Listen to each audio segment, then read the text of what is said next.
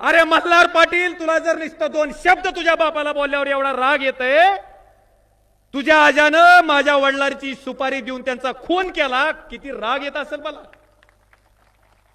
काय वेदना असतील माझ्या, काय भावना असतील माझ्या,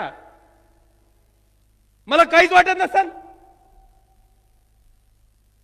मला त्याला विचारायचंय की बापाला दोन गोष्टी बोलल्याच्या नंतर जर तुझं एवढा मनस्ताप होतंय, त्याच वेळेस 7 बहिणीच्या पाठीवर माझे वडील एकुलती एक, माझ्या आजीला काय वाटत असेल, माझ्या आजोबाला काय वाटत असेल.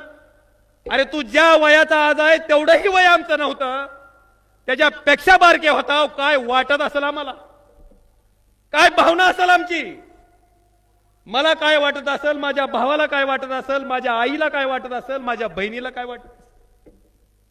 मला त्याला विचारायचंय, समत काजी नावाचा ड्रायव्हर होता, त्याची लेकरं तर अक्षरशः बारकी पाळण्यात,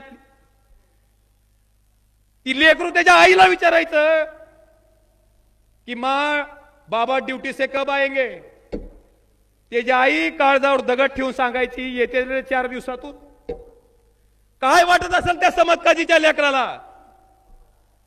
अरे ह्याचा बी विचार करा ना, इतक्या नालायक अवलादी तुम्ही, इतकी नीच वागणारी तुम्ही, आणि तुम्हाला 2 शब्दानं एवढं त्रास व्हायला, 2 शब्द तुम्हाला टोचायलेत. त्या माणसाचा मुलगा म्हणून काय केलं पाहिजे सांगा ना. मला सांगा, संस्कार कुणाचे चांगलेत.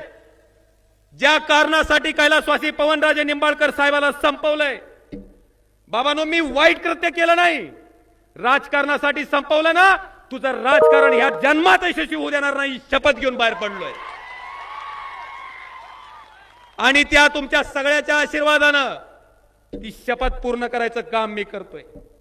कुणाला चूक वाटत असेल, कुणाला बरोबर वाटत असेल, आणि बाबांनो प्रामाणिकपणे करतोय, इमानदारीनं करतोय. दिवसातला 24 तासच्या 24 तास वेळ तुमच्यासाठी देतोय.